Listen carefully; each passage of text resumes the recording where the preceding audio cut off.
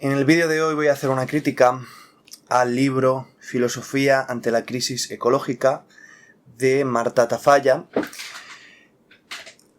que es uno de estos libros que estoy leyendo para hacer mi tesis doctoral, por si alguno de mis directores ve los vídeos y se cabrea, ¿no? de que no esté prestando atención a los asuntos que debería, que son los que conciernen a mi tesis, y muy en concreto al tema de rewilding, que es sobre lo que estoy haciendo mi trabajo, mi investigación. Bien, este libro es un libro que me fue recomendado por alguien de quien valoro su opinión, y está dividido en varios capítulos, en varios bloques, el último de los cuales se centra en la cuestión de rewilding. Pero antes de llegar a la cuestión de rewilding, va a abordar una serie de temas que son los siguientes.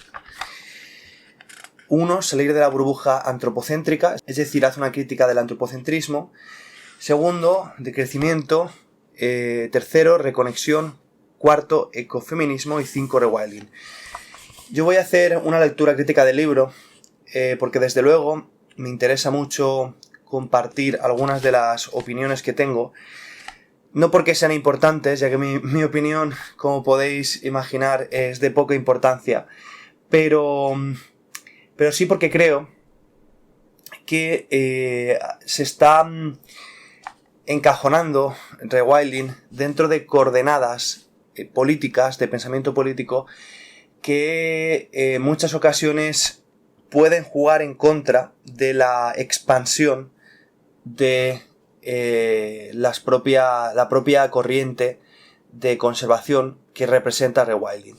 Yo pienso que el rewilding no debería de momento de ser concebido como una corriente una corriente filosófica dentro de la conservación que está politizada. Creo que es un error politizar el rewilding, y creo que evidentemente esta autora tiene una ideología política determinada que ahora vamos a abordar, y analiza el rewilding dentro de las coordenadas de su ideología política, y creo que evidentemente es legítimo que haga esa reivindicación, pero creo que debemos de a veces descontextualizar ciertas informaciones y aportar otras visiones para no asustar al personal, básicamente, ¿no? Bueno, la autora, como digo, es Marta Tafalla, que es profesora de filosofía en la Universidad Autónoma de Barcelona. Es una escritora que ya tiene un bagaje, unas cuantas publicaciones en tema de la conservación. Se nota que es una persona que disfruta de una manera genuina la naturaleza, que le gusta la naturaleza de una manera honesta, no es una arribista en ese sentido, no es una trepa, y que tiene una visión concreta de la conservación y de la ética animal y de la ética y la moral de la relación entre el ser humano y la naturaleza, ¿no? Es una persona anticapitalista, de perfil anticapitalista. Es una persona que se define en este libro como decrecentista y que también hace una defensa de los postulados ecofeministas, que ahora vamos a abordar, y por lo tanto esa reivindicación que hace el rewilding va a estar limitada por estos condicionantes, ¿no? Yo voy a ser crítico con todas esas partes en las que no concuerdo. Hay muchas partes que me parecen, muchas de las informaciones que da que me parecen obvias y que quizás para hacer divulgaciones también, pero que no sé si en un libro de filosofía que pretende ir a la raíz del asunto serían pertinentes. Desde luego, como digo, para alguien que no ha tenido contacto con la filosofía ambiental o que no ha tenido contacto con rewilding, pues son tremendamente positivas. El primero de los capítulos, como decía, es salir de la burbuja antropocéntrica. Bien, en este punto yo voy a ser bastante crítico. Está claro que mi formación y mi bagaje es muy inferior al de esta profesora de es doctora y profesora de la Universidad de Barcelona, o sea que hacéis una idea de que yo no tengo quizá los recursos que ella puede tener para comprender ciertos asuntos, pero eso no me va a impedir, en este que es mi espacio, decir lo que yo creo al respecto en base a los datos que ofrece esta autora, ¿no? La primera de las informaciones que da, la primera de las críticas que hace es con respecto a la pérdida de superficie salvaje y la pérdida de fauna salvaje en términos de biomasa. Es cierto, está cuantificado, que en torno al 66% de la superficie oceánica y el 75% de la superficie terrestre está ya influido, está ocupado, es territorio ocupado por la actividad humana. Que con respecto al total de animales salvajes, tan solo un 4% de los mamíferos que quedan en la Tierra, en términos de biomasa, del peso total, ¿no?, que representan, son mamíferos salvajes. El resto somos los seres humanos y nuestro ganado, ¿no? Los humanos representamos ya el 36% de la biomasa total de animales mamíferos de la Tierra y nuestro ganado el 60%. Con respecto a las aves, tan solo el 30% son salvajes, mientras que un 70% son aves criadas para la industria cárnica. Estos son cifras alarmantes que hablan de un gran impacto en la arquitectura de los ecosistemas de la Tierra, ¿no? O sea, los ecosistemas de la Tierra ahora mismo están siendo sometidos a un régimen de explotación intensiva, racionalista, que no racional, que es muy distinto, racionalista, de aprovechamiento y de rentabilidad, que juegan en contra de la propia dinámica natural de los ciclos de la biosfera. Los ciclos de la biosfera se organizan de manera espontánea, no de manera racionalista. Los ciclos de la biosfera regulan, intervienen en otros tantos ciclos naturales del sistema Tierra, en la hidrosfera, en la atmósfera, etc., ¿no? Son los animales y las plantas, con sus funciones ecosistémicas, los que generan las propias condiciones de la biosfera en la que viven y a su vez, con ello, alteran el resto de ciclos del sistema Tierra de los que dependemos. La atmósfera está creada por la actividad de animales y plantas. La temperatura de la atmósfera está regulada también por todas esas interacciones. Eso altera las corrientes de aire, las corrientes de agua, altera la cantidad de hielo que hay en los casquetes polares. En fin, esto es evidente. La intervención racionalista, la sobreintervención del ser humano sobre la superficie terrestre y la acumulación de toda esa biomasa en formas de vida que están sometidas a un régimen de explotación racionalista, está generando unas perturbaciones que vamos a pagar tarde o temprano. En ese sentido, las vindicaciones que hace la autora son totalmente lógicas, legítimas y forman parte del discurso de la narrativa ecologista y científica de las últimas 5 o 6 décadas, y no sin falta de razón.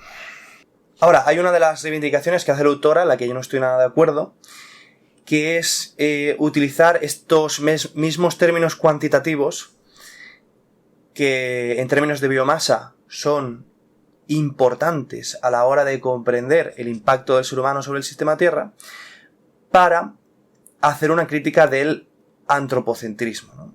Es un antropocentrismo benevolente, por así decir, el que considera que debido a que nuestro impacto está teniendo un gran impacto sobre el resto de especies, debemos de controlarlo. ¿no? Debemos de controlar nuestra expansión y nuestro poder para limitar el perjuicio que tiene sobre otras especies. Ninguna otra especie haría eso de manera consciente y por lo tanto esa consciencia a la hora de proteger el resto de especies es, no voy a decir paternalista, pero sí que es un antropocentrismo benevolente, o es un ejercicio que solo pueden hacer de la exclusividad y de la exclusividad de lo humano, de la exclusividad de la razón humana. Es un ejercicio de razón. También es un ejercicio de emoción o de empatía, porque efectivamente hay sentimientos que yo no voy a poner en duda, ¿no? De admiración y de respeto que nacen. Se ha hecho mucha filosofía sobre esto y se han utilizado muchos términos. Propio Edward Wilson, que es uno de los padres del rewilding, habla de biofilia, ¿no? Y creo que aquí el autor habla también de otros autores, ¿no? Como Kant, ¿no? El sentimiento de lo sublime, lo bello y lo sublime, ¿no? Como una especie de conexión con lo trascendental que está reflejado en la naturaleza en muchos sentidos, desde luego. Sobre todo si nos adscribimos a la definición de naturaleza como el todo, ¿no? Pero incluso aunque no lo hagamos, aunque establezcamos una distinción clara entre naturaleza y cultura, en términos modernos, podríamos decir que lo sublime también existe en la naturaleza, ¿no? De cualquiera de las formas, aunque haya un componente de emoción en los impulsos conservacionistas, desde luego hay un componente de razón. Y ese componente de razón es ese que nos es exclusivo, en el sentido de que somos la única especie capaz de darse cuenta de que está influyendo de esta manera sobre el resto y llegar a conclusiones éticas y morales sobre si es positivo o negativo conservar la biodiversidad o no preocuparse por la conservación, es decir, por qué es mejor preservar que destruir, etcétera, etcétera. Esos son todos juicios relativos al ámbito del humano y por lo tanto ese antropocentrismo es insalvable, aunque sí estoy de acuerdo en que puede ser un antropocentrismo benevolente, no necesariamente paternalista. ¿Por qué digo que no necesariamente paternalista? Porque si tú admites que dependes de la biosfera, no estás haciendo una vindicación paternalista. Estás diciendo, dependo de la naturaleza, aunque soy consciente de que soy yo solo el que puede comprender esto. Evidentemente, las especies no pueden comprender de una manera racional, de una manera reflexiva, que dependen de las otras. Incluso en esas comunidades simbióticas, o en esas especies en las que hay una relación simbiótica estrecha, no hay una consciencia de la codependencia. En el ser humano tampoco la ha habido hasta hace muy poco. Es decir, esto requiere de una sofisticación muy importante. Incluso los paleolíticos que de una manera intuitiva saben que dependen de la naturaleza, como bien denuncia la autora en este libro, causaron la primera gran extinción de la megafauna en su expansión.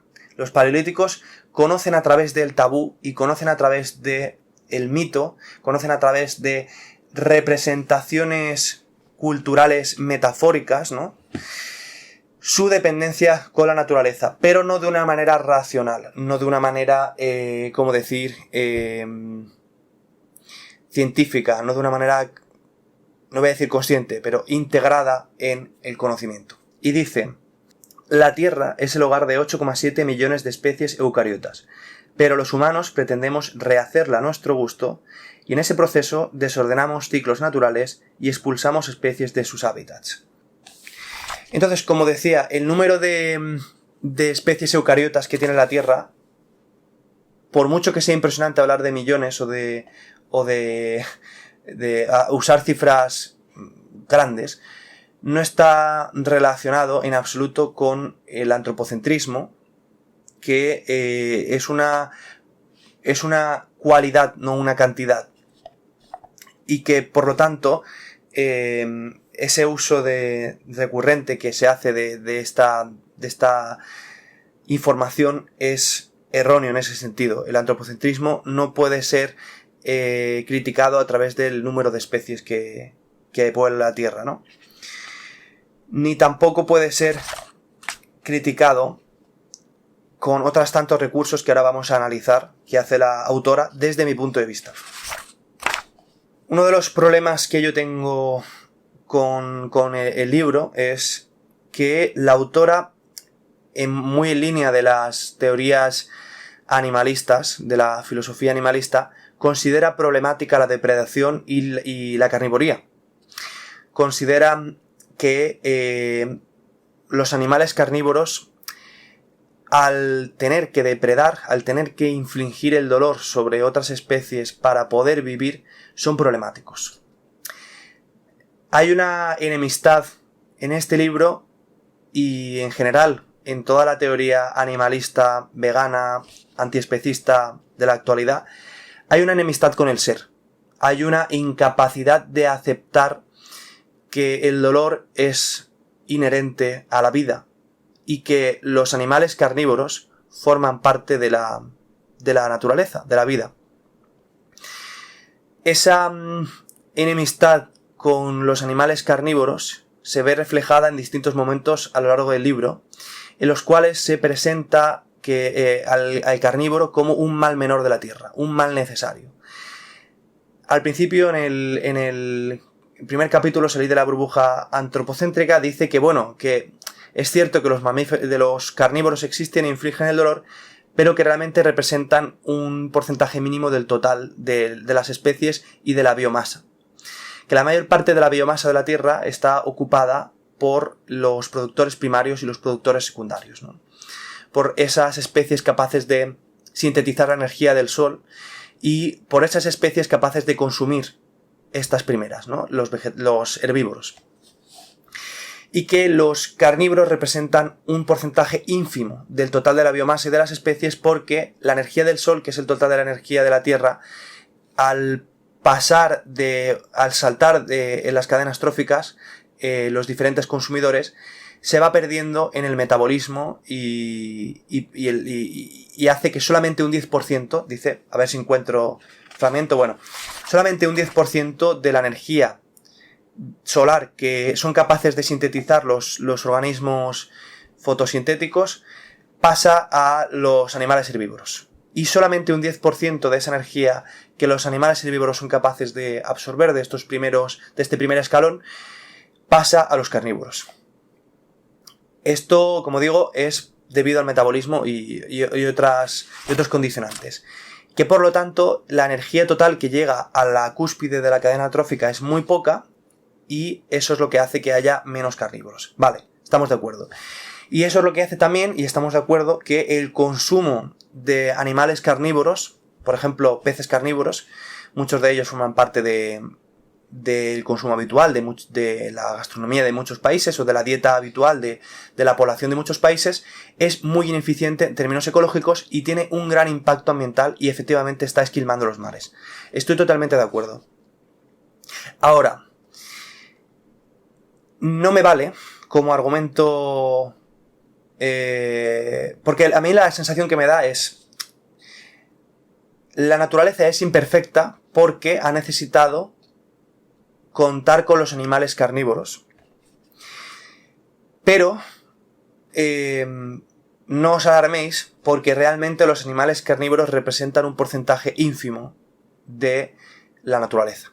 Ese es el tono con el que está escrito este libro, que tiene una enemistad con el ser en ese sentido, porque los animales carnívoros son problemáticos para la autora, como ya digo, para la mayor parte de las teóricas y teóricos de teorías antiespecistas, sensocentristas, veganas, animalistas, etc. Pero también hay una enemistad, como vamos a discutir, con la masculinidad, que se considera problemática, ahora lo vamos a ver, y con todo aquello que representa ese componente de la naturaleza filtrador. Es decir, la naturaleza es bifaz, es una fuerza con la capacidad creadora, pero también con la capacidad destructora. Esas dos fuerzas le son inherentes.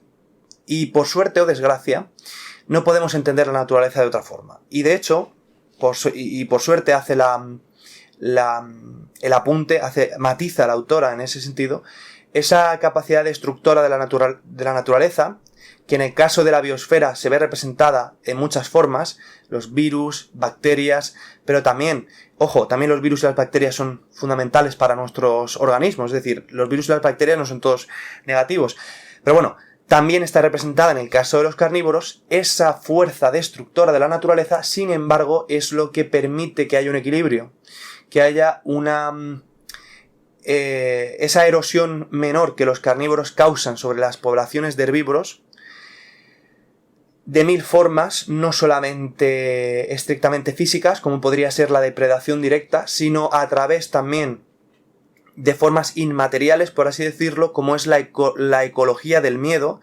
Es decir, los carnívoros infunden el miedo. El miedo es inherente a la realidad.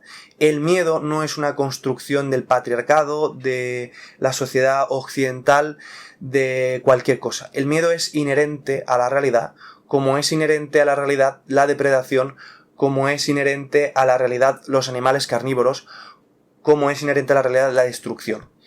Los animales carnívoros son una de esas fuerzas, diríamos, creadoras / destructoras de la naturaleza, de igual forma que los consumidores secundarios lo son con respecto a los primarios, ¿no? De igual forma que los herbívoros depredan sobre la vegetación y controlan que la vegetación luego se vea desbocada por un fuego o por otros accidentes destructores de la naturaleza que son inherentes a la realidad. Es decir, los animales herbívoros depredan sobre la vegetación y así la previenen de sufrir males mayores. Esa es una de las bases, por cierto, de rewilding que la autora va a recoger al final en su capítulo sobre rewilding, porque ha leído a Jordi Palau, que cita en muchas ocasiones, y ha hecho bien el leer a Jordi Palau, porque el libro de Jordi Palau de Rewilding Iberia es una maravilla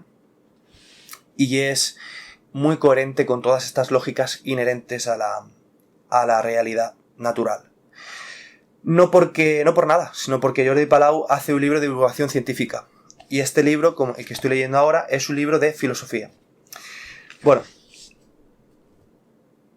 hay una cosa que del primer capítulo que no me ha gustado nada, que es cuando habla de esta crisis antropocéntrica, pregunta en un subapartado, ¿quién ha sido? Y dice, no todos los seres humanos tienen la misma responsabilidad. Aunque sea nuestra especie la que está desmantelando el tejido de la vida en la biosfera, no todos los miembros de Homo sapiens se comportan igual. No todos tienen el mismo poder, ni la misma libertad de acción, aunque también es cierto que personas con situaciones de partida similares acaban emprendiendo proyectos de vida diversos. Bueno, la autora no lo va a decir directamente en este subapartado, pero lo que quiere decir es que el problema es la sociedad occidental. Aquí va a definir a la sociedad occidental como insaciable, consumista, bueno, no me acuerdo cuáles serán los apelativos, tiene razón en gran parte, pero, por desgracia, por la lectura general que yo saco del libro, a través de luego el apartado del ecofeminismo y también por otros tantos libros que he leído sobre estas cuestiones, se está refiriendo a que no todos los seres humanos tienen la misma responsabilidad. ¿Por qué? Porque es el hombre blanco occidental el que tiene la culpa de todo, básicamente. Es el mayor responsable, el hombre blanco occidental.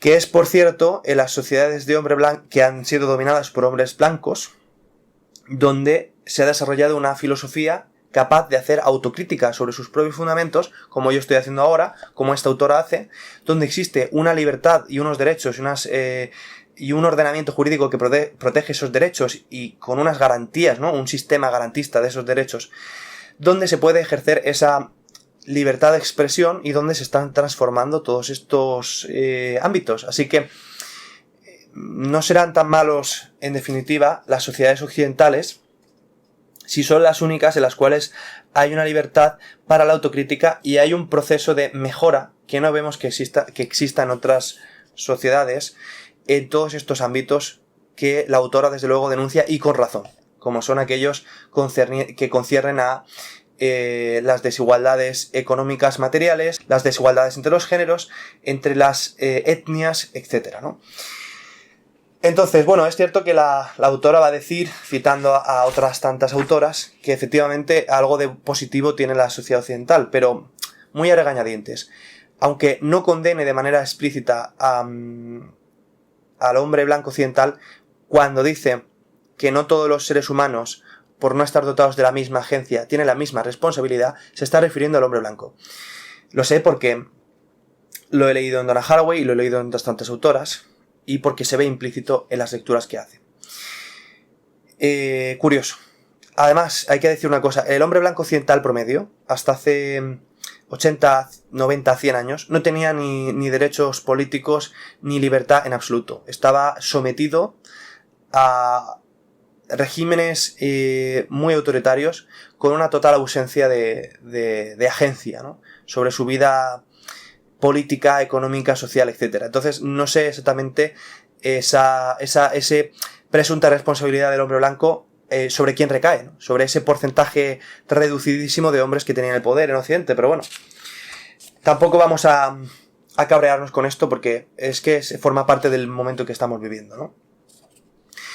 Estoy de acuerdo con muchas de las reivindicaciones que hace la autora, que estoy dejando de lado, porque evidentemente yo abogo por la conservación de la naturaleza, suscribo las tesis fundamentales en muchos sentidos de la autora y efectivamente me suscribo a la alarma que hay dentro de ciertos sectores científicos con respecto a, como he dicho antes, la desaparición de la biodiversidad, la acumulación de la biomasa en la sociedad humana, la simplificación de los ecosistemas, etcétera, etcétera, etcétera. Evidentemente, todo eso está más que claro, ¿no? Hay afirmaciones de carácter metafísico en el libro con las que no estoy de acuerdo. Por ejemplo, la biodiversidad es un reino plural donde el monoteísmo resulta absurdo. ¿Qué concibe la autora por monoteísmo? El fundamento de la ciencia es la creencia en la verdad. La verdad como universal, como la verdad como única. A esa conclusión se ha llegado a través de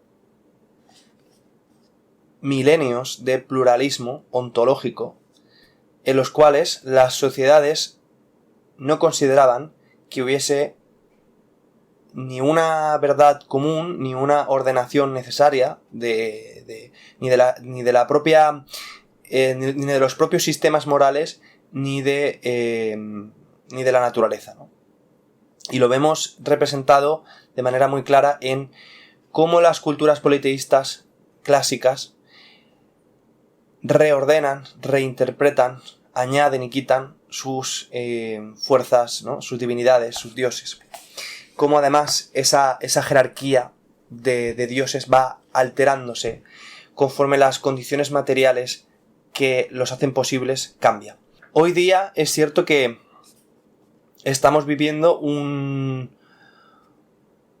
pluralismo moral, político. No hay una universalidad en aquello que consideramos bueno o que consideramos verdadero en un sentido moral, pero vivimos en un monismo científico. Es decir, hay una universalidad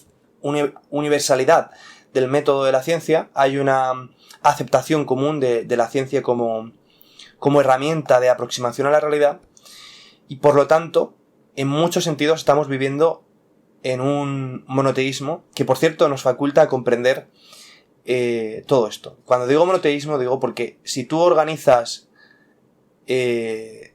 toda tu cosmovisión del mundo a través de la ciencia y otorgas a la ciencia el poder de llegar a la verdad, evidentemente yo no estoy diciendo que ciencia y religión sean la misma cosa, pero sí que estoy diciendo que hay una metafísica implícita a esa ordenación de los valores, la importancia que das a las cosas del mundo, mediada a través de una verdad, de una razón única.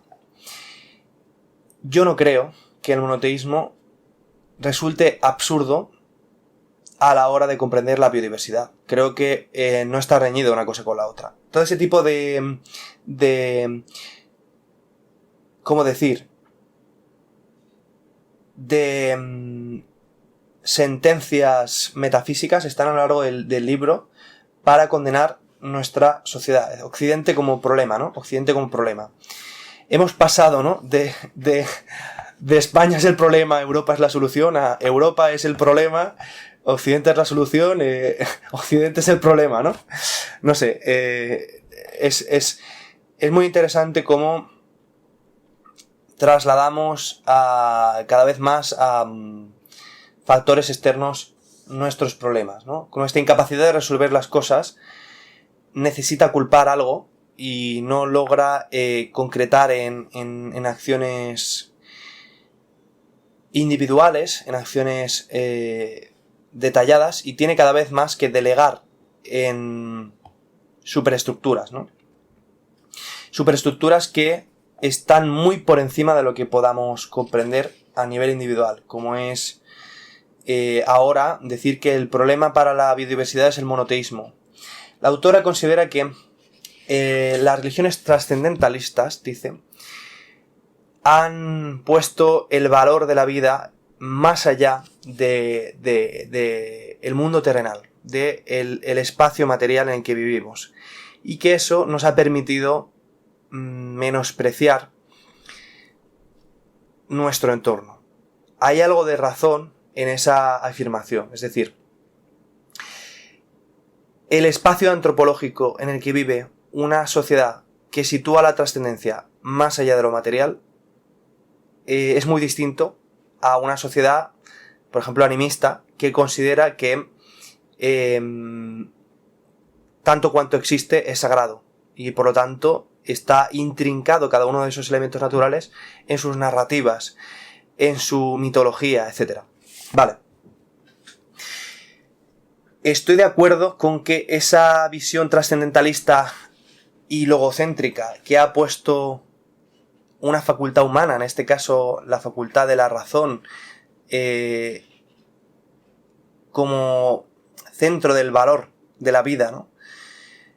La inteligibilidad como valor del humano y distinción con el resto de animales, y nuestra capacidad de la inteligibilidad para comprender el verbo, ¿no? El logos, como vehículo a la trascendencia, ha hecho que, sobre todo a partir de la modernidad, hubiese periodos en los cuales, y antes también, pero sobre todo a partir del racionalismo moderno, se despreciase de manera sistemática a los animales por considerarse que estaban desposeídos del logos, de la verdad, de la razón. Todo eso es cierto y es una crítica que compro. Ahora, sin embargo, es esa disociación entre la razón y la emoción que ha impulsado al método científico, que como digo es universalista, lo que nos ha permitido mirar desde fuera, o sea, llegar al punto actual en el cual somos capaces de juzgar las cosas desde fuera, somos capaces de generar visiones morales internacionalistas, integradoras o multiculturales, desposeídas, diríamos, de esa emoción o de ese vínculo que en otras sociedades existe entre razón y emoción, que el racionalismo occidental ha roto. Ese racionalismo desencarnado, ese racionalismo, si se quiere, en muchos sentidos frío, es el que faculta para darse cuenta de todas estas cosas, ¿no? Entonces, es el que faculta el progreso en muchos sentidos. Es decir, las lógicas liberales que instauran la igualdad entre los ciudadanos o entre los sexos, entre las etnias, etc., responden a principios de tipo racionalista o de tipo racional, y no necesariamente a principios empáticos, que también forman parte de la realidad, que también han influido en esos avances. Pero no necesitamos de la empatía para afirmar que el ser humano es igual que los seres humanos son iguales frente a la ley. No necesitamos recurrir a la empatía. No necesitamos recurrir a la empatía para decir que somos una única especie o que las mujeres tienen los mismos derechos que los hombres. Eso no se ha construido a través de la empatía. Nuestras sociedades carecían de empatía hasta hace muy poco tiempo. Ahora, una incorporación de la empatía a todo eso me parece importante y necesaria, pero cuidado a la hora de hacer este tipo de aseveraciones, ¿no? De que el problema de nuestra sociedad es la razón, ¿no? La razón es necesaria. Si no hay razón, todas las sensaciones, sentimientos humanos, todas las oscuridades humanas que descansan, que subyacen debajo de la razón, una razón que media y controla, una razón justa, por supuesto, emergen y son muy peligrosas, ¿no? Son muy peligrosas. Yo creo que estamos viviendo hoy un momento de tribalismo en la sociedad porque se ha perdido el marco común de entendimiento, un marco común basado en la razón. Entonces, yo digo que la autora tiene esa visión de las cosas muy propia de una ideología muy, muy concreta, que yo he formado parte de ella muchos años. No digo que ahora esté en contra, simplemente creo que mi formación filosófica me ha llevado a la heterodoxia y que no comparto. Igual que la carnivoría, que los carnívoros son inherentes a la realidad, la razón es inherente a la realidad, la masculinidad es inherente a la realidad y, lejos de ser problemáticas, son necesarias. Lo que es un problema es la realidad, efectivamente. La realidad dista mucho de ser lo que nos gustaría. Claro que lo que nos gustaría a unos quizá no es lo que les gustaría a otros y, por lo tanto, si no se acepta el ser tal como es, estamos en una mala situación, ¿no? Estoy muy de acuerdo en el apartado del libro del decrecimiento. Ahora, ese decrecimiento, tal y como lo plantea la autora, quizá no voy a posicionarme a favor, ¿no? Sí estoy de acuerdo en las diríamos, ideas principales, en las vindicaciones que pueden ser hechas incluso desde una visión estrictamente científica, ¿no? O racional, si se quiere. Dice la autora en el apartado del decrecimiento, antes de meternos en otros factores, habla de la población, efectivamente, las proyecciones que las Naciones Unidas hacen sobre la población mundial para el 2050 son alarmantes, 9.700 millones para 2050, 11.200 millones para el 2100. No hay biosfera estable, no hay biosfera con un estado mínimo de conservación que soporte esa población y mucho menos con un nivel de consumo como presenta el ciudadano actual, ¿no? Pero dice, hay un camino claro, pero de nuevo, es un camino que nuestra civilización prefiere ocultarnos porque tomarlo implica abandonar uno de los principales dogmas. 2 puntos. El patriarcado. Nuestra civilización, ¿no? Nuestra civilización. ¿A quién se refiere con nuestra civilización? ¿A la civilización occidental? ¿A la civilización... a la sinosfera? ¿A las civilizaciones asiáticas? ¿A cuál? ¿A la civilización india? ¿A la civilización... no sé, a la civilización árabe? ¿A qué civilización se refiere? ¿A las civilizaciones precolombinas? ¿Qué civilización es no patriarcal? ¿Es posible una civilización no patriarcal? ¿En qué sentido de patriarcal es necesaria la civilización? Por ejemplo, en la acumulación de la propiedad, por ejemplo, ¿no? La acumulación de la propiedad guarda relación con el patriarcado, porque si la acumulación de la propiedad se hereda, por cierto, patrimonio y pater, padre, vienen de la misma palabra, de la misma raíz. ¿Es una sociedad patriarcal, necesariamente? ¿Es la sociedad occidental a día de hoy una sociedad patriarcal? ¿Una sociedad en la cual han desaparecido todas las instituciones tradicionales que hacían que hubiera una subordinación estructural de la mujer ante el hombre?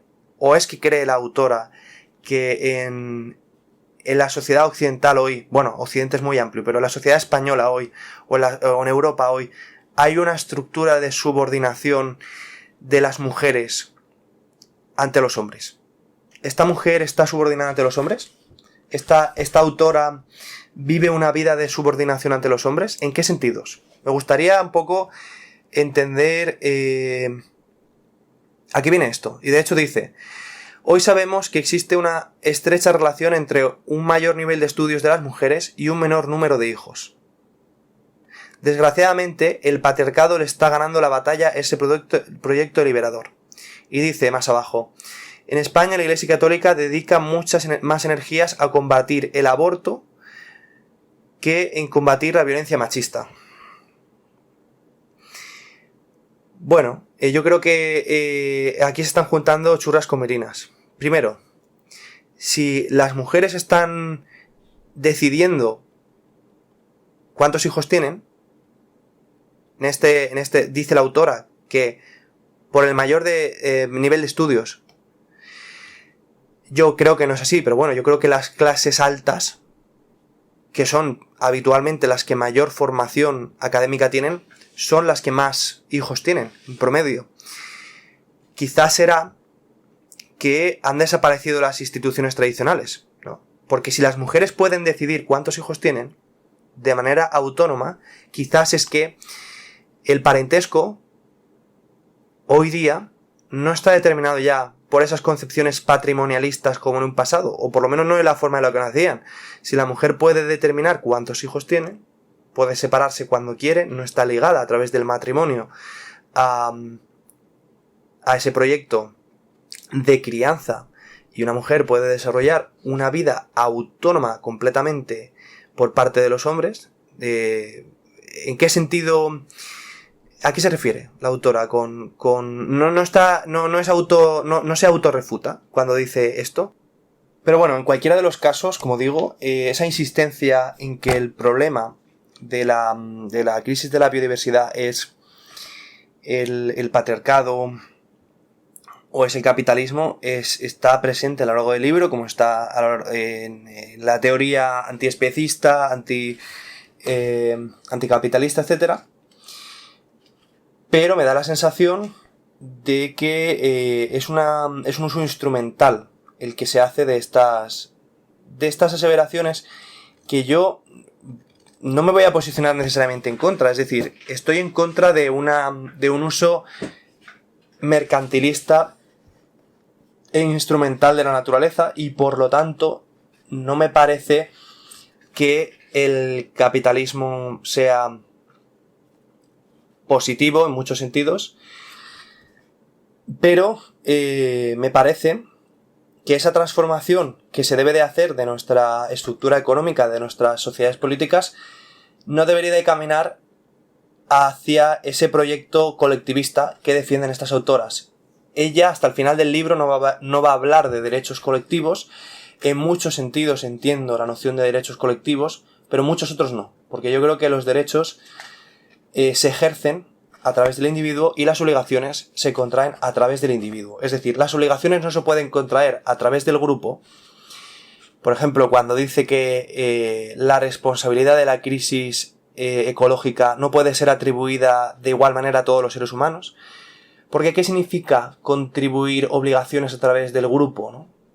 Que los hombres blancos vamos a tener que pagar una tasa histórica, como otros hombres blancos que son nuestro grupo, ¿no? No sé qué grupo, ¿no? Porque yo en principio no tengo nada que ver con una persona de Francia que no conozco, ¿no? Vamos a tener que pagar una tasa. ¿A qué se refiere, no? Estas ideologías políticas colectivistas, cuando hablan de derechos colectivos o de obligaciones colectivas. ¿O es que acaso puede haber derechos colectivos sin que haya obligaciones colectivas? ¿Cómo puede haber derechos sin obligaciones? ¿Cómo puede haber libertad sin límites, no? Estos son todo este tipo de cosas que yo no entiendo. y que no comparto, aunque sí que comparta esa crítica a esa razón mercantilista o instrumentalista que hace que el ser humano se haya olvidado del valor que tiene la naturaleza, ¿no? Ya no solo por sus componentes trascendentales, la belleza, la salud, sino ya por la mera supervivencia, ¿no? ¿Qué digo? Creo que en la misma línea en que cree la autora, para mí habría que construir una cosmovisión que sacralizase más la naturaleza, que fuera más agradecida para con la naturaleza. En ese sentido estoy de acuerdo con la autora, pero de nuevo creo que no me gusta esa condena que hace a muchos asuntos que forman parte de la realidad. En el capítulo de decrecimiento habla de la población. Hay puntos que no me extraña que reivindique la autora. Por ejemplo, dice aquí: decidir no tener hijos puede ser un acto profundo de amor a la vida salvaje. De nuevo estamos juntando churras con merinas. ¿Qué significa esto? ¿Que tener hijos es egoísta? ¿Que tener hijos es malo para la vida salvaje? Entonces, ¿qué hacemos? ¿No tenemos hijos? Es que me da la sensación de que estas reivindicaciones que se hacen en un momento, además, en un contexto como es el contexto occidental, que es el contexto hacia el cual se dirige este libro, porque este libro no lo van a leer en Indonesia, ya te lo digo yo, ni lo van a entender, ni van a compartir ninguno de los axiomas más fundamentales. En este contexto occidental, en el cual ahora mismo tenemos 1,2 hijos por pareja, es decir, perdemos población a un ritmo vertiginoso, y de hecho, aquí la autora, y yo estoy de acuerdo, dice que para 2100 podemos ser, como decíamos antes, 11.200 millones, ¿no? Una barbaridad, estoy de acuerdo. No será por Occidente. No será por nuestro país. La autora se encuadra dentro de estas reivindicaciones, ¿no? De que no tienen hijos por un acto de empatía, ¿no? No. La gente que no tiene hijos hoy día no los tiene por muchas razones, porque la estructura económica quizá está complicando mucho que tengamos hijos, porque han desaparecido las instituciones tradicionales que hacían que las parejas se comprometiesen a tener hijos, y eso es muy importante porque antiguamente no es que hubiese una economía mejor y la gente tenía 10 hijos, ¿no? No estoy defendiendo eso en absoluto, ni estoy defendiendo que la gente tenga muchos hijos, pero desde luego tampoco me parece positivo que nuestras sociedades estén envejeciéndose como lo hacen, porque una sociedad de viejos, yo respeto profundamente la vejez y respeto la sabiduría de la vejez sobre todo, sin embargo no puede ir a ningún lado. Me parece que estas reivindicaciones no tienen mucho sentido. Por otro lado, luego tiene un apartado en el que estoy muy de acuerdo: no ir a la moda. Efectivamente, la industria de la moda hace tanto más daño como puede hacer daño otras tantas cosas que, sin embargo, se nos olvida a veces, ¿no? de reivindicar. La moda es muy problemática. La moda es muy problemática. Evidentemente las sociedades tienen que desarrollarse, el progreso existe, la innovación forma parte, no solo ya de la tecnología y de esos aspectos que pueden hacer mejores nuestra vida diaria en un sentido de funciones, de materiales, ¿no? Sino que también la innovación forma parte del reino de lo ¿cómo decir? Lo estético, ¿no? Lo puramente... Lo que no está relacionado necesariamente con la eficiencia o la materialidad, ¿no? Entonces, esa innovación es inherente. No vamos a poder vivir una sociedad en la cual no evolucionen, no haya modas, no evolucionen las corrientes estéticas, etcétera. Pero, efectivamente, la moda como industria es problemática y está causando grandes disrupciones ecológicas. Otro de los puntos que aborda la autora en el apartado del decrecimiento es el consumo de carne, que efectivamente es muy problemático. Voy a citar uno de los párrafos del libro que dice: el 80% de la deforestación de la Amazonia se debe a la actividad ganadera. Greenpeace denuncia que el 95% de la soja cultivada en Brasil y Argentina es transgénica y se produce con grandes cantidades de pesticidas y herbicidas.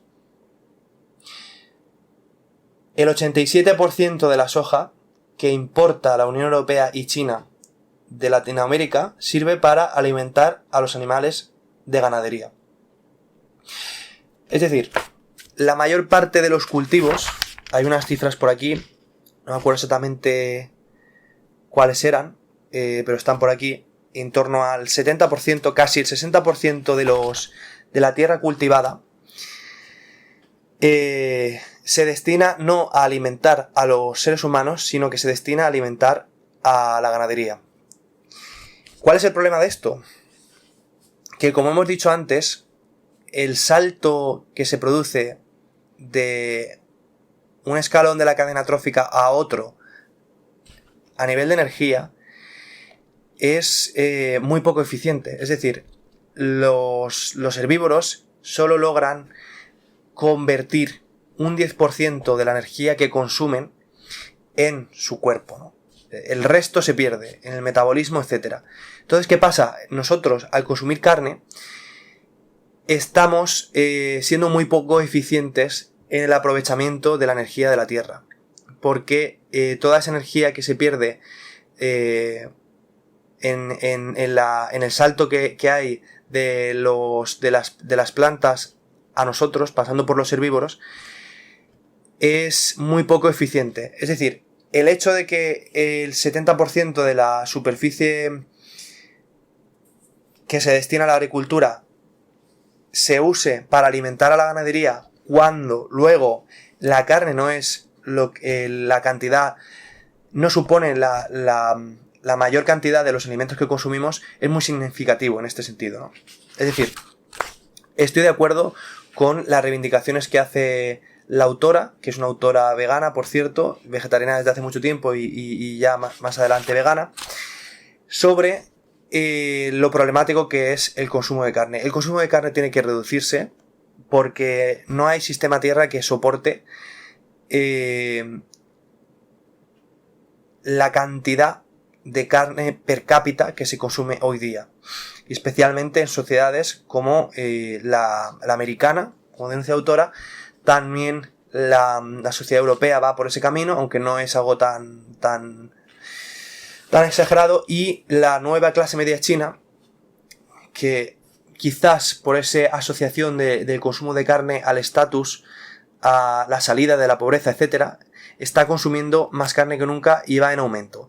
Ese proceso también lo vivió España. En España, antiguamente, nuestros abuelos no podían consumir carne, y cuando ese consumo de la carne se popularizó, se vivió también como un abandono de la pobreza. Sin embargo, las generaciones más mayores tienen una longevidad que quizá nosotros no veamos, o una salud que quizá nosotros no tengamos, porque el consumo de carne desaforado tiene efectos negativos, y eso está comprobado, ¿no? A nivel clínico y médico. Efectivamente, un consumo moderado de carne, un consumo limitado, no tiene efectos negativos sobre la salud, incluso puede tener efectos positivos, pero eso no quita que esos 300 y pico gramos per cápita que consume de media diaria un americano, por ejemplo, como se habla en el libro, y sobre todo de carne procesada, sea positiva para la salud, y desde luego no lo es para el medio ambiente. Y si no lo es para el medio ambiente, tampoco lo es para la salud, porque la salud humana está integrada en la salud del ecosistema. Dice, en Brasil 4 millones de hectáreas están dedicadas a producir grano para engordar el ganado chino. ¿Sabéis lo que son 4 millones de hectáreas? ¿Sabéis lo que son 4 millones de hectáreas? ¿Sabéis lo que implica deforestar 4 millones de hectáreas? Esto solo para producir el grano que se destina al ganado. El ganado de China, ¿no? Dice, en el actual sistema agrícola global son necesarias 7 gigatoneladas de biomasa vegetal para producir 0,27 gigatoneladas de carne. En cambio, consumir directamente vegetales permite incrementar la producción de alimentos, incrementar la producción de alimentos. Las calorías disponibles para el consumo humano aumentarían en un 70%, lo que permitiría alimentar a 4.000 millones de personas más. De manera similar, una dieta basada en vegetales requiere menos tierra. Para producir 1 kilo de proteína de soja se necesitan 12 metros cuadrados. En cambio, para producir 1 kilo de proteína de pollo se necesita 3 veces más tierra. Para producir 1 kilo de proteína de cerdo se necesita hasta 9 veces más tierra, y para 1 kilo de proteína de vacuno se necesitan 32 veces más tierra. Estoy de acuerdo, pero dentro del propio párrafo hay algo muy importante que conviene destacar. Si todos consumiésemos vegetales, como dice la autora, el 70% habría un incremento en la eficiencia del uso de la energía de un 70%, pero, dice, lo que permitiría alimentar a 4.000 millones de personas más. Ojo, cuidado, porque ¿eso qué implica? ¿Vamos a dejar de consumir carne de manera total para que la población aumente? Porque en muchas sociedades, por ejemplo la sociedad india, que es la que más está creciendo en términos absolutos actualmente, el consumo de carne es mínimo, y en muchas de las culturas de la sociedad india no se consume carne directamente. Entonces, ese camino no creo que sea tampoco el adecuado, ¿no? El camino adecuado, desde mi punto de vista, sería que la carne representase, y esto lo dice aquí más abajo, como mucho un 10% del total de la dieta. Es decir, un consumo de carne que fuese residual, que además es lo más saludable, y que la población humana tuviese unas tasas de crecimiento sostenibles, ¿no? Que se llegase a una tasa de reemplazo poblacional generacional que fuera... Si bien puede ser decreciente, que permita la sostenibilidad económica, ¿no?, de la propia estructura del sistema, ¿no? Aunque bueno, esto todo, de nuevo, tendrá que verse, porque la mecanización de la fuerza quizás haga que los trabajadores no sean necesarios dentro de poco tiempo, y entonces quizá nos podamos permitir una sociedad más envejecida, y quizá también los avances en medicina hagan que se pueda tener hijos pasados los 50 años, ¿no? Hoy día ya todos los mecanismos que hay, por ejemplo, la congelación de óvulos, ¿no?, ya permiten que las mujeres sean madres a partir de los 40, ¿no? Y todo ese tipo de cosas van a jugar un rol muy importante en cómo se componen, cuál es la composición demográfica de nuestras sociedades, ¿no? Pero desde luego, en cualquiera de los casos, de momento, el consumo de carne con los condicionantes científicos y tecnológicos actuales, desde luego es problemático, y deberíamos de reducir el consumo de carne. Eso no me cabe ninguna duda. Sobre todo el consumo de estas carnes, la carne roja, la carne de vacuno y la carne de cerdo, ¿no? La autora, por ejemplo, habla de distintas dietas que se hacen, ¿no? Que se han analizado desde distintas instituciones científicas, de nutrición, etcétera, y analizan diferentes factores como son la salud o el impacto ambiental. Por ejemplo, una dieta basada en moluscos y crustáceos y en peces forrajeros, por ejemplo, no tiene el impacto que tiene una dieta basada en carne roja, ¿no? Lo más importante, desde luego, es no consumir animales carnívoros, que es lo menos eficiente a la hora de aprovechar la energía, ¿no?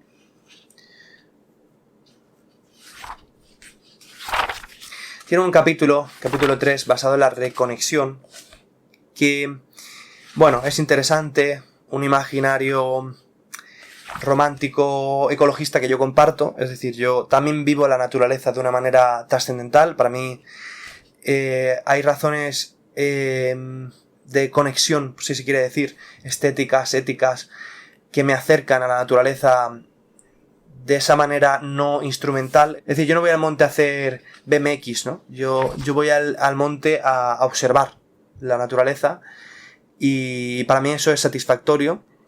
Y de nuevo, pienso que eso, en la línea de la biofilia de Wilson que comentábamos antes, es una pulsión inherente a la condición humana.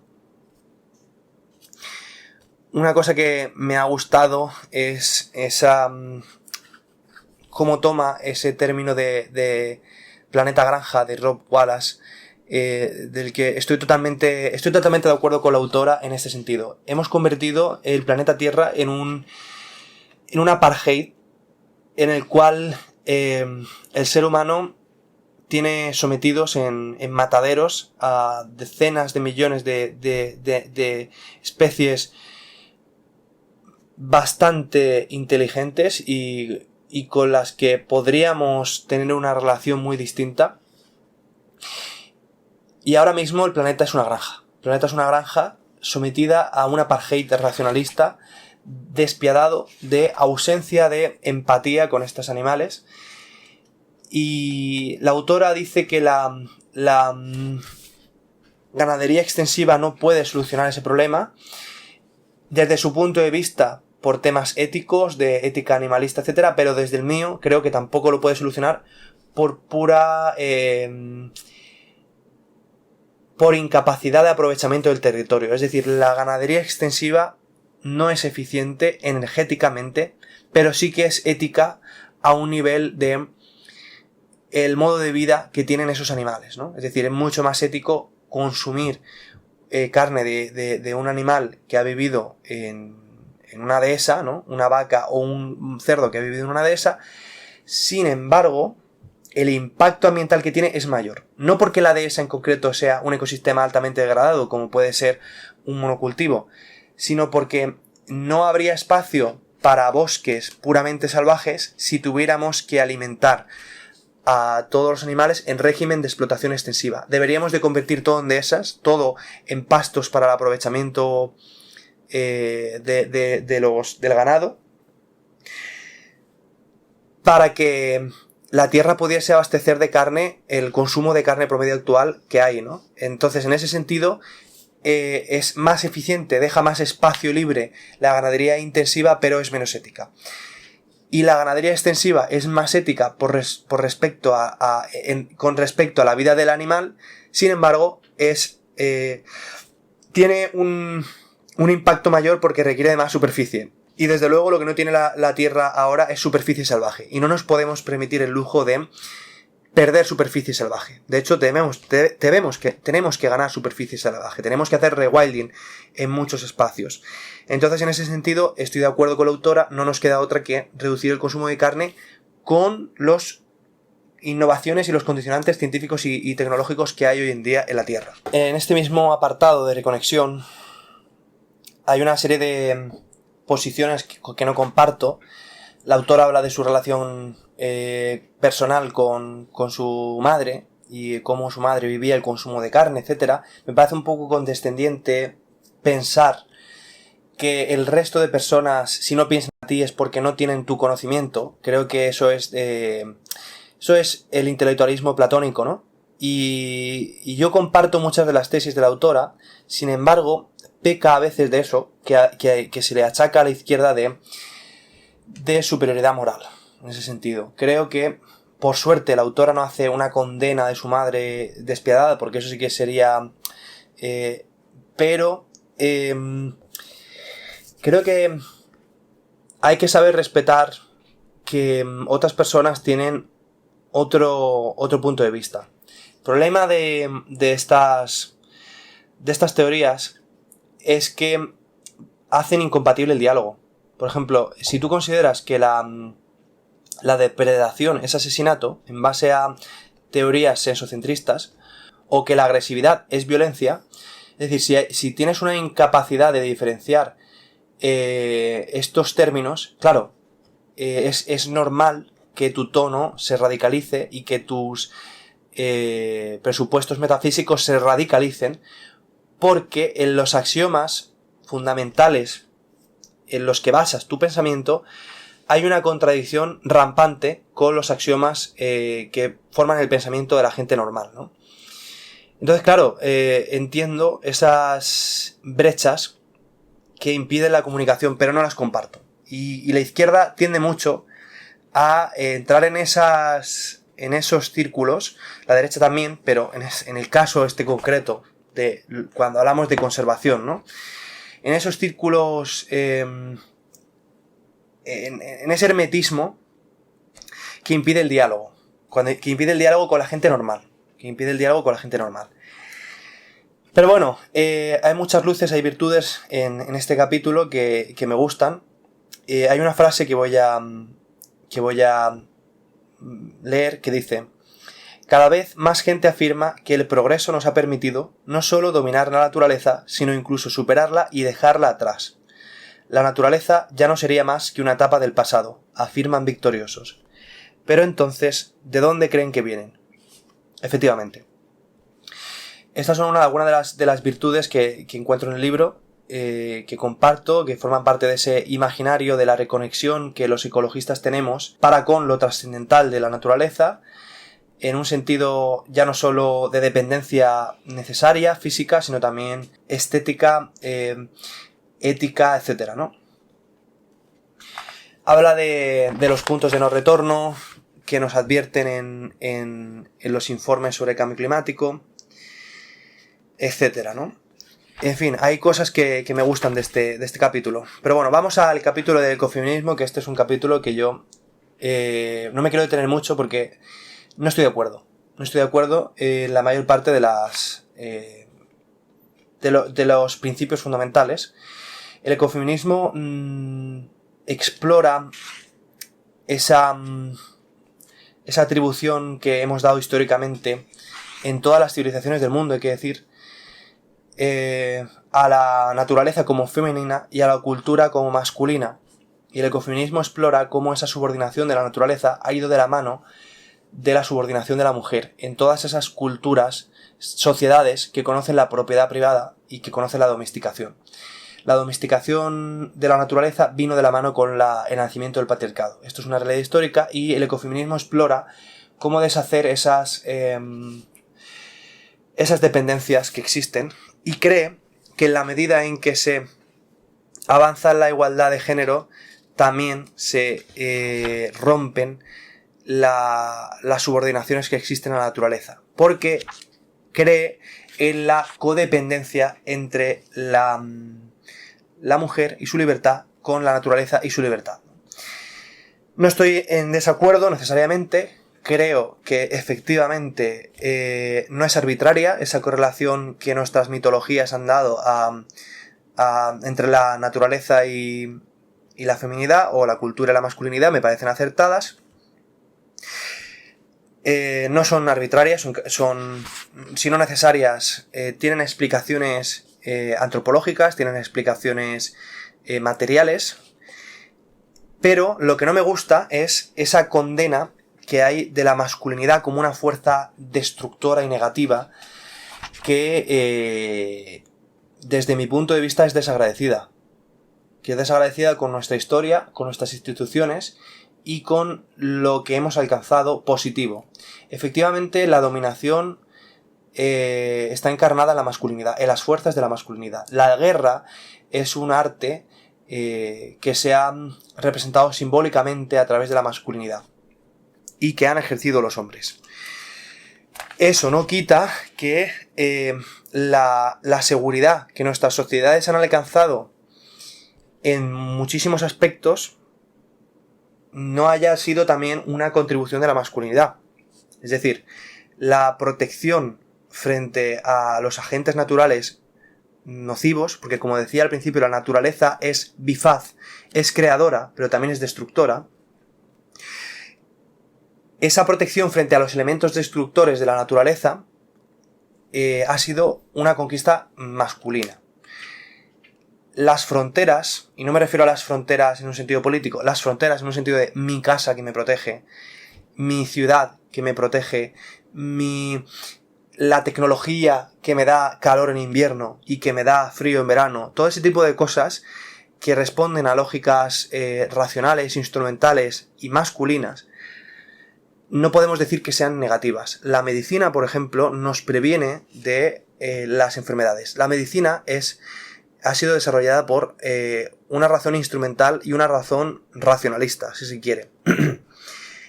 y todo ese tipo de defensas frente a la parte destructora de la naturaleza nos enfrentan a una tragedia. Efectivamente, los paleolíticos eran matrilineales, vivían en sociedades muy igualitarias, etc., pero cuando se enfrentaban a la agencia destructora de la naturaleza, tenían que aceptar con resignación morir frente a la naturaleza, ¿no? Entonces, era común, por ejemplo, que cuando había sobrepoblación humana, el infanticidio se practicase por parte de las madres. Las madres, por cierto, qué casualidad, la feminidad como materialización cultural de la naturaleza, las madres tenían que sacrificar a los hijos, ¿no?, cuando nacían. Eran los métodos anticonceptivos que había en la época. Cuando llegaba una enfermedad, tenían que aceptar la muerte. Cuando un depredador les quitaba la vida, lo tenían que aceptar. Es decir, el patriarcado, si se quiere, esa masculinidad, nos ha protegido de todos esos aspectos. Eso ha generado toda esta civilización que efectivamente genera disrupciones muy importantes en la biosfera. Pero ¿qué hacemos a día de hoy? ¿Qué hacemos? ¿Morimos cuando llegan las enfermedades? No usamos... ¿hacemos infanticidios para prevenir la superpoblación humana?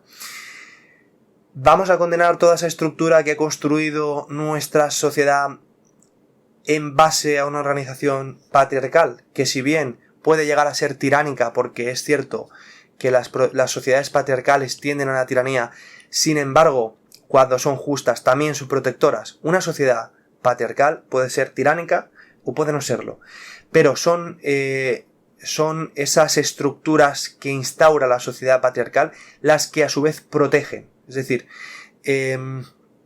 nos encantaría un mundo sin guerra, nos encantaría, pero mientras haya otras culturas que estén dispuestas a practicarla, necesitamos un ejército que nos proteja de ellas.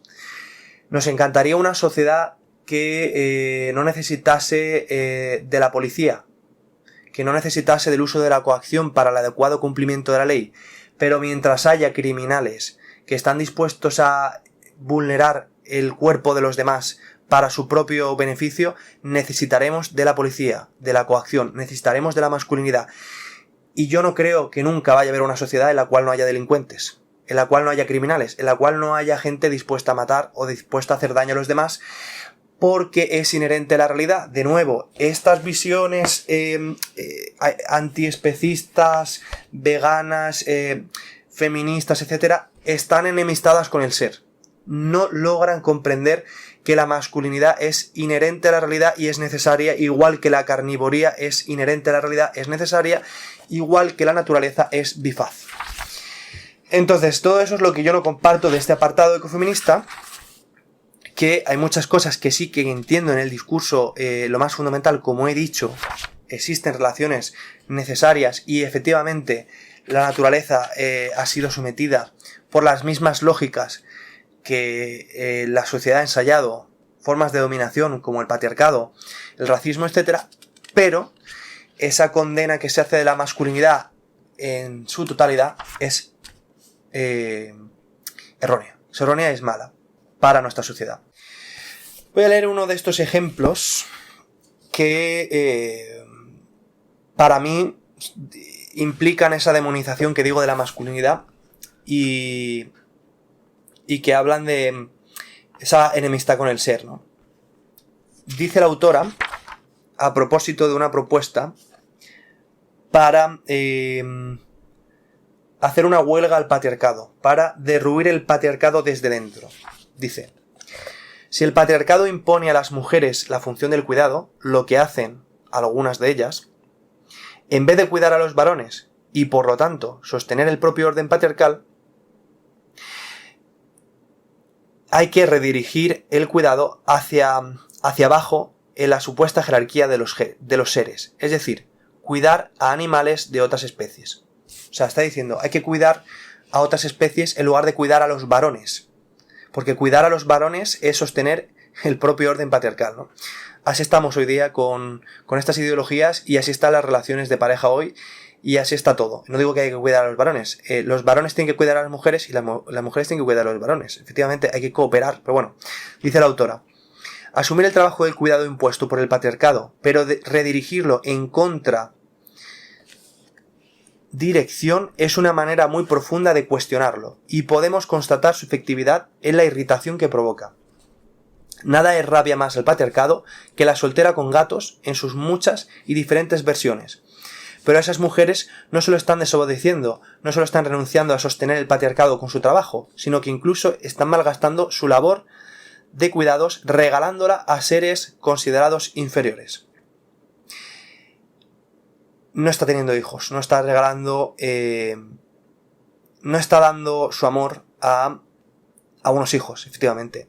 No significa que los gatos sean inferiores, se puede tener las dos cosas, se puede tener hijos y gatos, se puede tener hijos y animales y vivir con ellos y cuidarlos y respetarlos.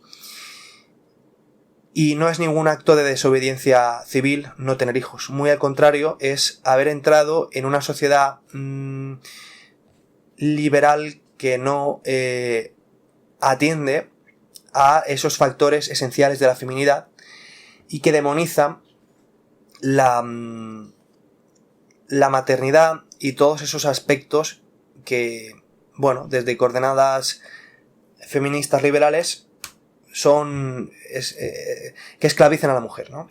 Dice: cuando una mujer entrega su cuidado de los animales, rompe con el antropocentrismo y el androcentrismo. Interesante, ¿eh? Interesante. Y eso que los defensores del patriarcado denuncian como una doble traición es, en realidad, profundamente liberador para las mujeres. Porque el cuidado que ofrece los varones refuerza la jerarquía androcéntrica y antropocéntrica, mientras que el cuidado que ofrecen a los animales la cuestiona. Y por supuesto, reciben a cambio una maravillosa compensación. Si están cuidando de animales domésticos, la mayoría de los casos recibirán agradecimiento, compañía, gestos, alegría, risas y cariño. Todo lo cual mejorará su salud física, emocional y mental. Yo no sé esta escritora qué relaciones ha tenido con los hombres, no sé si será heterosexual o es homosexual, pero yo cuando he tenido una relación afectiva con una mujer, también le he dado compañía, juegos, alegría, risas y cariño. Claro que efectivamente también puede pasar, pueden haber problemas humanos. Pero es que es muy egoísta pedir que no los haya. Efectivamente, los humanos somos complicados. Tú encierras a dos seres humanos en una habitación y vuelves en 24 horas y lo raro es que no se hayan tirado de los pelos, ¿no? Sean hombres o sean mujeres, ¿no?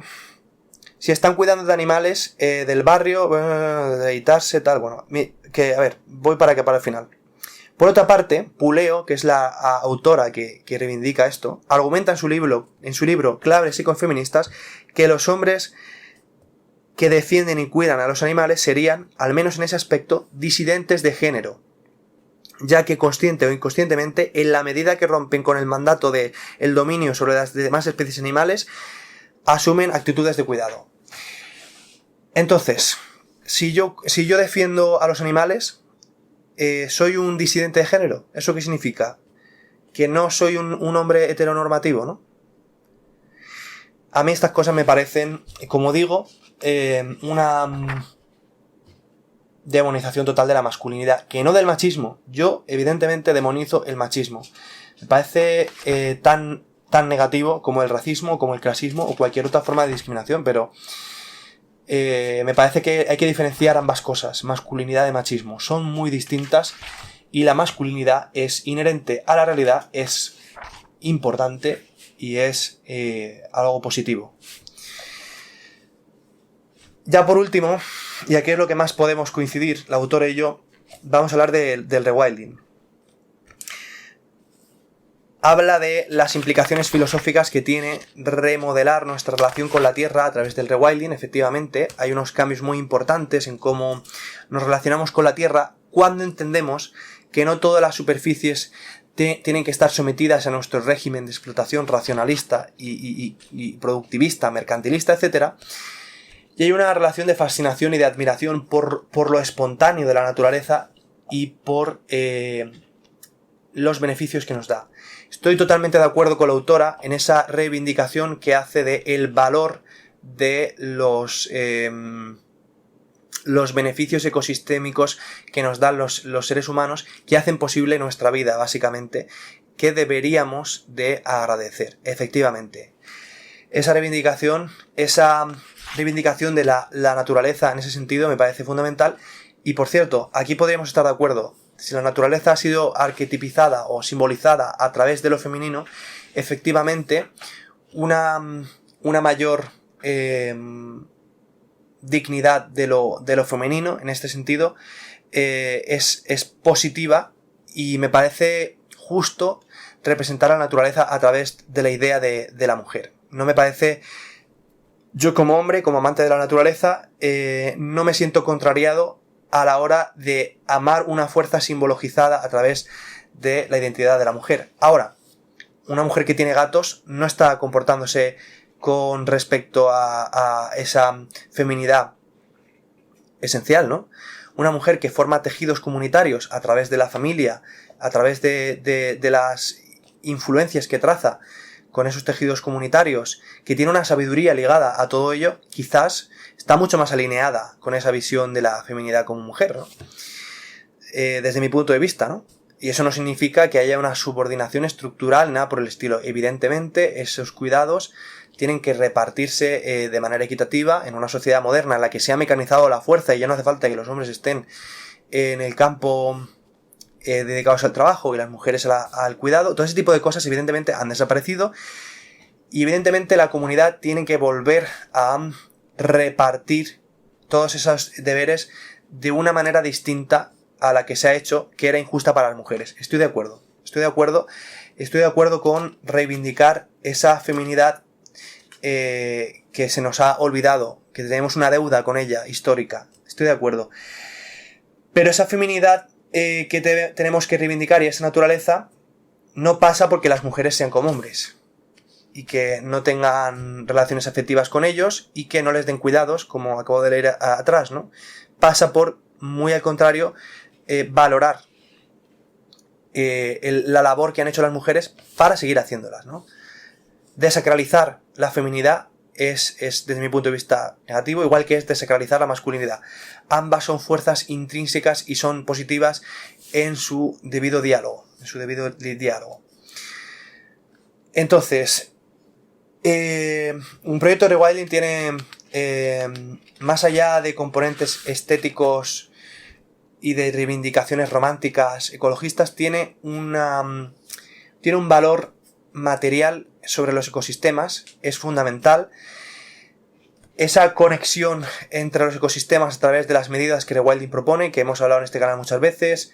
Por ejemplo, destrucción de presas inútiles que impiden el comportamiento natural de los ríos y que impiden la recolonización de especies migradoras de peces, por ejemplo.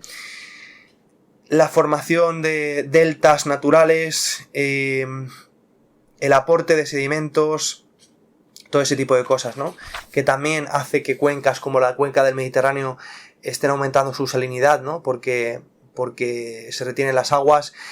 Todo ese tipo de cosas forman parte de las iniciativas rewilding, los corredores ecológicos, las zonas de protección integral, etc. Importantísimo. Dice la autora que solo el 10% de las superficies protegidas a nivel mundial están conectadas, y en el caso de Europa solo un 0,3%. Esto mencionando un artículo publicado por Nature Communications, es decir, una revista de prestigio. Efectivamente, la conectividad de los ecosistemas es uno de sus problemas en la pérdida de la biodiversidad. En este capítulo tengo muy pocas cosas que decir en contra, porque claro, se está basando en estudios ecológicos rigurosos, está basándose en escritores como Jordi Palau, que me encantaría tener en este canal. Conozco personalmente a Jordi Palau, admiro su trabajo y dentro de poco espero que le hagamos una entrevista. Con respecto a lo filosófico de rewilding, la autora tiene alguna intervención interesante, ¿no?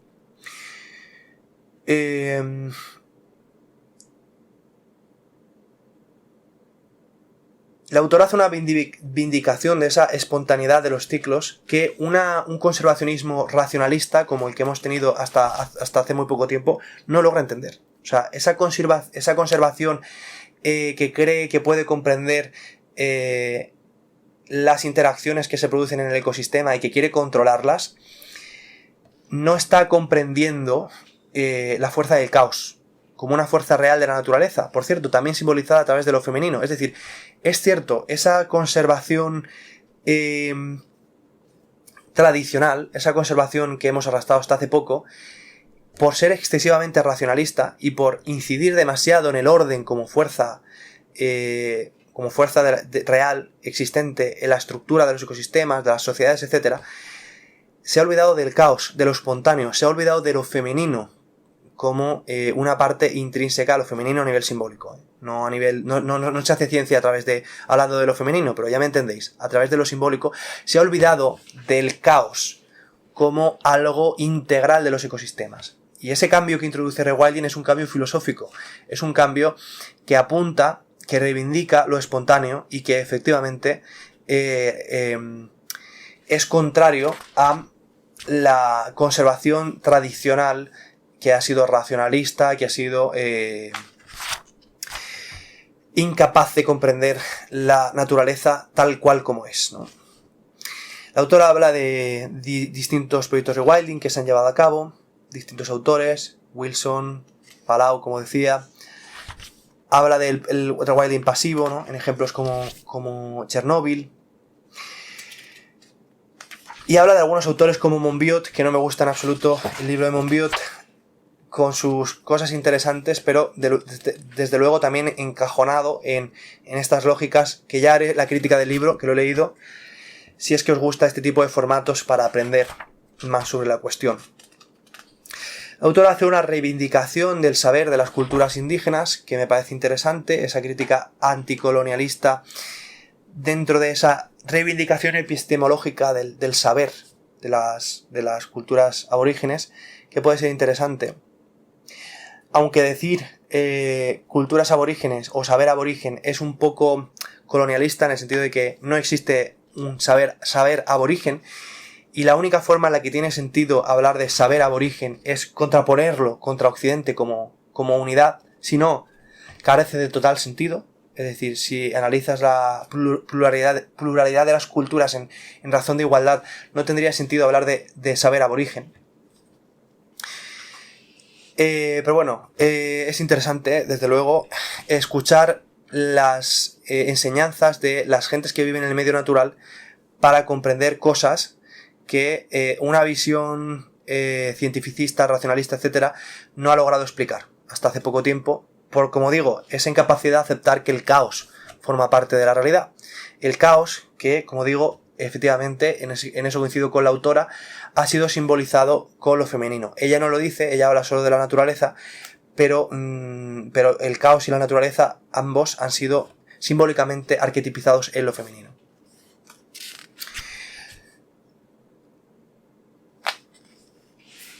Bien, no sé si hay alguna cosa que me deje más importante sobre el libro. Ya llevo mucho tiempo hablando. Creo que es un libro que ha triunfado mucho, es un libro que aparece en la ética de rewilding de Cristian Moyano. Se reivindica este libro, se habla de este libro, de esta autora. También he hablado con Jordi Palau de este libro. He hablado con mucha gente de este libro, se ve que ha tenido que vender lo suficiente, quizás porque ha sabido estar en el momento adecuado. Tampoco voy a quitar las virtudes que tiene, pero desde luego yo quería hacer esta crítica porque quiero reivindicar un rewilding que no caiga en todos estos vicios que yo he denunciado en esta lectura crítica. Me parece, y estoy siguiendo, quiero repasar, no sea que me deje alguna cosa. Me parece que es importante comprender el rewilding desde otro punto de vista, ¿vale? Creo que no es positivo que incidamos solo en todos estos componentes políticos a la hora de comprender el rewilding. Creo que sería un error, que ya paro, efectivamente ya voy a parar. Creo que sería un error politizar el rewilding dentro de estas coordenadas. Creo que es importante que se haga rewilding, que se haga divulgación de rewilding desde otros puntos de vista, y más conciliadores, sobre todo. Más conciliadores con la tradición, más conciliadores con el común de los mortales y más basados en la reivindicación positiva más que en la condena o en la destrucción, diríamos, de todo lo previo, ¿no? El rewilding, desde mi punto de vista, sí que desafía nuestra trayectoria a nivel cultural, pone en jaque muchas de los axiomas en los que se ha basado nuestra cultura, pero no nos salva de dejar de ser antropocéntricos, porque somos nosotros los que decidimos ser gestores benevolentes de la naturaleza y permitimos la libertad de la naturaleza por muchas razones. Pero tiene que ser una decisión humana. El rewilding es una alternativa más, no es la única alternativa. Hay muchas otras alternativas, desde más oscuras a menos oscuras, desde más brillantes a menos brillantes. Para mí el rewilding es la mejor alternativa. Yo soy rewilder porque defiendo el rewilding como mejor alternativa posible.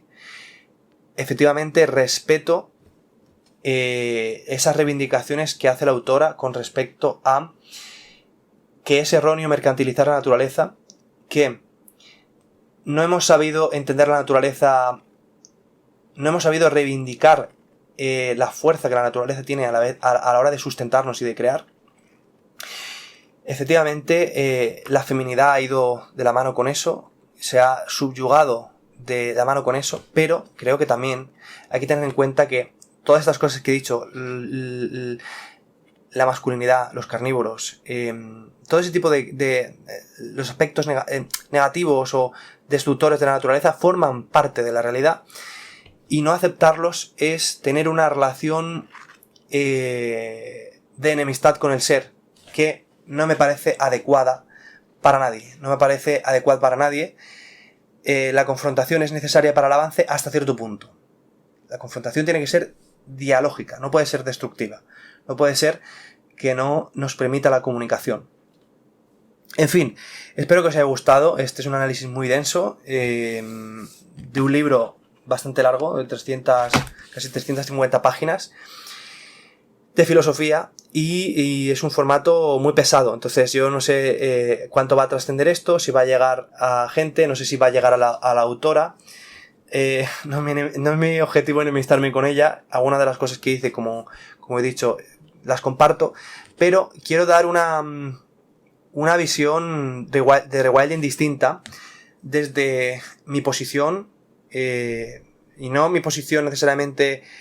No estoy defendiendo la verdad como si fuera la mía por pertenecer a mi género o a mi grupo étnico ni nada por el estilo. Lo digo porque de manera honesta creo que todo esto es verdad, todas estas vindicaciones que hago, aunque ya de paso digo que defiendo con ello esos mínimos que sí que aluden a mi condición, ¿no? En fin, espero que os haya gustado. Nos vemos en el siguiente vídeo. Voy a seguir haciendo críticas de libros, así que espero que os guste.